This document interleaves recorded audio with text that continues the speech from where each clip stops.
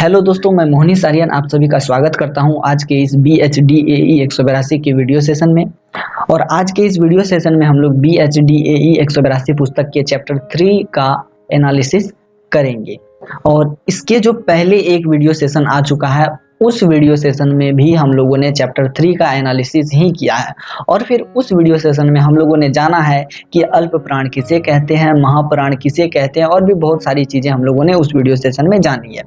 तो जिन भाइयों बहनों ने उस वीडियो सेशन को नहीं देखा है, तो मैं उन भाइयों बहनों से अनुरोध करता हूं कि पहले वो लोग उस वीडियो सेशन को देख ले, फिर आकर के इस वीडियो सेशन को देखें। तो चलिए दोस्तों, अब हम लोग इस वाले वीडियो सेशन को स्टार्ट करते हैं। और हम लोग आज के इस वीडियो सेशन में ये जानेंगे कि आखिर स्वर तंत्रियों के आधार पर व्यंजन के कितने भेद होते हैं, और घोष क्या है, अघोष क्या है, और भी एक दो छोटे मोटे टॉपिक्स की चर्चा हम लोग इस वीडियो सेशन में करेंगे। और जैसे ही इन सभी बातों की चर्चा हम लोग कर लेंगे, तो उसके साथ ही ये वाला वीडियो सेशन समाप्त हो जाएगा दोस्तों। और जैसे ही ये वाला वीडियो सेशन समाप्त होगा, उसके बाद वाला जो वीडियो सेशन आएगा, तो उस वीडियो सेशन में हम लोग चैप्टर 3 और चैप्टर 4 के क्वेश्चंस को सम्मिलित रूप से डिस्कस करेंगे। तो चलिए, अब हम लोग इस वीडियो सेशन में सबसे पहले बात कर लेते हैं कि आखिर स्वर तंत्रियों के आधार पर व्यंजन के कितने भेद होते हैं।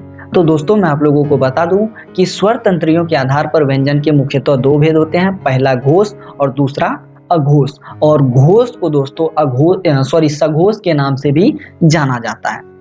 तो सबसे पहले मैं आप लोगों को घोष अथवा सघोष के बारे में बता देता हूं। तो दोस्तों, जिन व्यंजनों के उच्चारण में स्वर तंत्रियों के निकट आ जाने के कारण उनके बीच से निकलती हुई प्राणवायु में कंपन उत्पन्न हो जाता है, तो उसे हम लोग घोष कहते हैं। मतलब यहाँ पर यह कहा जा रहा है कि जिन व्यंजनों के उच्चारण में उच्चारण अवयव तथा उच्चारण स्थान आपस में इतने नजदीक आ जाते हैं कि उनके बीच से निकलने वाली हवाओं में कंपन उत्पन्न हो जाता है, तो ऐसे व्यंजन घोष अथवा सघोष के अंतर्गत आएंगे।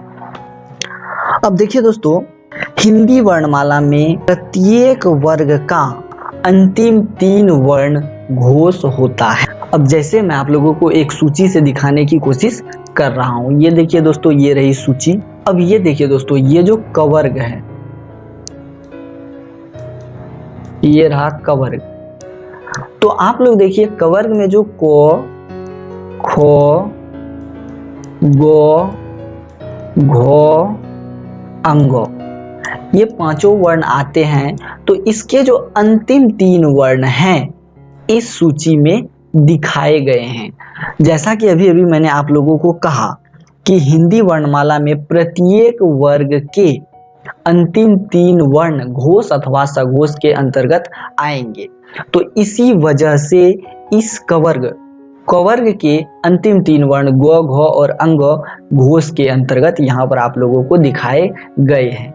तो मैं उम्मीद करता हूं दोस्तों कि आप लोग ये समझे होंगे। और इसी प्रकार जिस प्रकार से कवर्ग का अंतिम 3 वर्ण गो, घ और अंग घोष के अंतर्गत आया है, उसी प्रकार से प्रत्येक वर्ग का अंतिम 3 वर्ण जो है वो घोष के अंतर्गत ही आएगा। जैसे कि यहाँ पर जो झो यो है, तो ये चवर्ग का अंतिम 3 वर्ण है। यहाँ पर दो ढो नो है, ये टवर्ग का अंतिम 3 वर्ण है। और यहाँ पर दो धो नो है, ये तवर्ग का अंतिम 3 वर्ण है। और यहाँ पर बो भो मो है, ये पवर्ग का अंतिम 3 वर्ण है। तो आप लोग घोष को अब अच्छे से समझ गए होंगे कि घोष क्या है। अब हम लोग चर्चा कर लेते हैं अघोष के बारे में। तो दोस्तों, जिन व्यंजनों के उच्चारण में मुख तक आने वाली वायु में कोई कंपन उत्पन्न नहीं होता, तो उन्हें हम लोग अघोष की संज्ञा देते हैं। मतलब यहाँ पर यह कहा जा रहा है कि जब किसी व्यंजन के उच्चारण में उच्चारण स्थान तथा उच्चारण अवयव आपस में इतने नजदीक नहीं आते हैं जिससे कि वायु में किसी भी प्रकार का कंपन उत्पन्न न हो, तो ऐसे व्यंजन अघोष के अंतर्गत आते हैं। और हिंदी वर्णमाला का सभी वर्गों का जो पहला 2 व्यंजन है, वो अघोष माना जाता है। उसके लिए मैं आप लोगों को थोड़ा नीचे लिए चलता हूं और नीचे दिखाता हूं कि हिंदी वर्णमाला में कौन से वर्ण अघोष के अंतर्गत आते हैं। तो ये रहा दोस्तों वो चार्ट, यहाँ पर देख लीजिए आप लोग। मैंने अभी अभी आप लोगों को बताया कि प्रत्येक वर्ग का पहला 2 व्यंजन अघोष के अंतर्गत आएगा। या फिर हमने अभी अभी आप लोगों को कहा कि हिंदी वर्णमाला के सभी वर्गों के पहले 2 व्यंजन अघोष माने जाते हैं। तो यहाँ पर आप लोग अच्छे से देखकर समझ सकते हैं कि कवर्ग का अभी अभी मैंने आप लोगों को ऊपर भी समझाया था, यहाँ पर भी एक बार दिखा देता हूँ। कवर्ग का क और ख ये पहला 2 वर्ण आप लोग यहाँ पर भी देख रहे हैं इस चार्ट में। तो हम लोग ये कह सकते हैं कि हर वर्ग का पहला 2 व्यंजन अघोष के अंतर्गत आएगा। तो मैं उम्मीद करता हूं दोस्तों कि ये सभी चीजें आप लोग अच्छे से समझ गए होंगे। अब घोष और सघोष यहीं पर समाप्त हो जाता है। चलिए नीचे देखते हैं कि नीचे हम लोगों का कौन सा टॉपिक है जिस पर डिस्कशन अभी हम लोगों को करना है। अब हम लोगों का टॉपिक है अर्धस्वर य और वो। तो दोस्तों उस समय पहले तक य, र, ल और व को अर्धस्वर माना जाता था, किंतु आधुनिक भाषा शास्त्रियों का ये कहना है कि हिंदी में र और ल व्यंजन में अधिक गुण हैं और इसी वजह से अभी के दौर में केवल य और व को ही अर्धस्वर माना जाता है। अब य और व को अर्धस्वर क्यों माना जाता है, हम लोग इसकी चर्चा अभी कर लेते हैं। दरअसल य को अर्धस्वर इसलिए माना जाता है क्योंकि य के उच्चारण में पहले तो जीभ ओ जैसी ध्वनि निकालने के लिए तैयार होती है, किंतु अचानक से जीभ पलट जाती है और फिर जीभ ओ जैसी ध्वनि निकालने की कोशिश करने लगती है। और इस वजह से क्या होता है कि जिह्वा का जो मध्य भाग है ये उठकर तालु के पास पहुंच जाता है और इसी वजह से यह सघोष आवृत्ताकार तालव्य ध्वनि बन जाता है और इसी वजह से य ध्वनि को अर्धस्वर की संज्ञा दी जाती है। अब व को अर्धस्वर की संज्ञा क्यों दी जाती है इस पर भी हम लोग थोड़ी चर्चा कर लेते हैं। तो दोस्तों व के उच्चारण के समय दांत की जो ऊपरी पंक्ति होती है वो नीचे के ओंठ से संपर्क करने लगती है, ठीक है।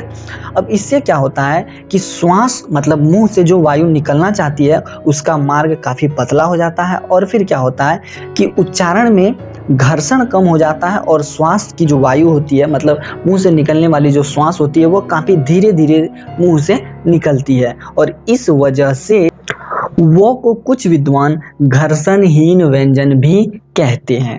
और ये जो वो है दोस्तों यह दंतोष्ठ सघोष अल्प प्राण ध्वनि है। तो अब आप लोग समझ गए होंगे कि हिंदी में आखिर य और वो को अर्धस्वर क्यों कहा जाता है। तो मैं उम्मीद करता हूँ कि ये सभी चीजें आप लोग समझे होंगे। अब इसके बाद भी कुछ एक ध्वनियां हैं जिसकी चर्चा अभी हम लोगों को करनी है। तो चलिए नीचे देख लेते हैं वो कौन कौन सी ध्वनियां हैं जिसकी चर्चा अभी हम लोगों को करनी है। अब कुछ अन्य ध्वनियों की चर्चा भी इस पुस्तक में की गई है दोस्तों, लेकिन इसकी चर्चा करना मैं जरूरी नहीं समझता हूँ। मैं संक्षेप में आप लोगों को केवल ये बता देता हूँ कि ड़ जो ध्वनि है इसे हम लोग अतिरिक्त व्यंजन के अंतर्गत रखते हैं और इस र ध्वनि को सघोष अथवा अल्प प्राण अथवा मूर्धन्य ध्वनि या फिर उत्प्रेक्षित ध्वनि के अंतर्गत भी रखा जाता है।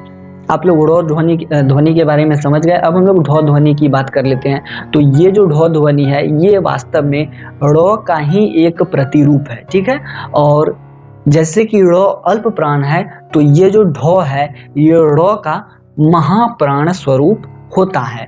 और ढ ध्वनि जो है दोस्तों ये आप लोगों को ना ही स्वर में देखने को मिलेगी और ना ही व्यंजन में देखने को मिलेगी और इसी वजह से ड़ और ढ ध्वनि को अतिरिक्त व्यंजन की संज्ञा दी जाती है क्योंकि ये ना ही स्वर की श्रेणी में आते हैं ना ही व्यंजन की श्रेणी में आते हैं।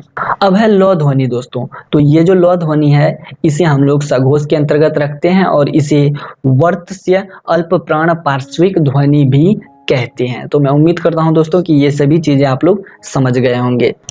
अगले टॉपिक का नाम है दोस्तों नासिक के ध्वनियां और इसके अंतर्गत 2 बातों की चर्चा हम लोगों को करनी है। पहला है मुख विवर, दूसरा है नासिका विवर।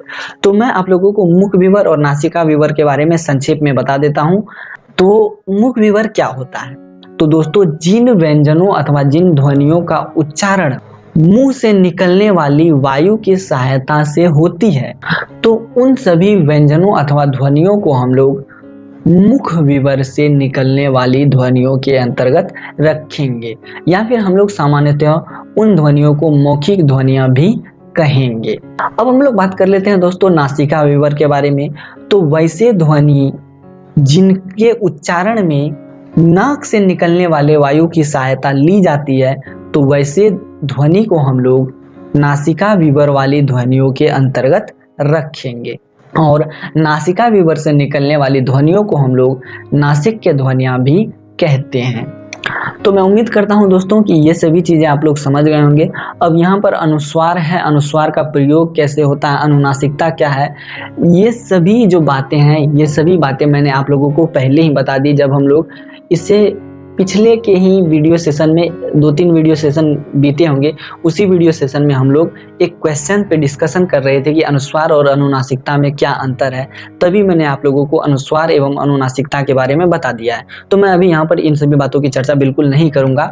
और यहाँ पर एक और टॉपिक है दोस्तों जिसे यहाँ पर लिखा गया है, जिसके बारे में मतलब जिसे यहाँ पर स्पर्श व्यंजन ध्वनि के नाम से दिखाया गया है। तो ये जो स्पर्श व्यंजन ध्वनि है, इसके बारे में भी चर्चा मैं यहाँ पर बिल्कुल नहीं करूँगा, क्योंकि इसके बाद वाला जो चैप्टर है दोस्तों, उस चैप्टर में इस टॉपिक की चर्चा पूरे विस्तार से की गई है। तो मैं अभी इस टॉपिक की चर्चा बिल्कुल यहाँ पर नहीं करूँगा। तो जितने भी टॉपिक्स थे दोस्तों, इस 4th नंबर चैप्टर में मैंने सभी टॉपिक्स को कवर कर दिया। मैं उम्मीद करता हूँ कि ये वीडियो सेशन आप लोगों को अच्छा लगा होगा। अगर फिर भी इस वीडियो सेशन में किसी भी प्रकार की कोई गलती अथवा त्रुटि पाई जाती है तो मैं इसके लिए आपसे क्षमा मांगता हूं एवं आप लोगों को सादर आमंत्रित करता हूं कि आप लोग मेरे उस गलती को कमेंट सेक्शन में ज़रूर लिख दें, ताकि मैं इन फ्यूचर गलती को दोबारा से ना दोहराऊं। तो अभी के लिए बस इतना ही दोस्तों, अलविदा।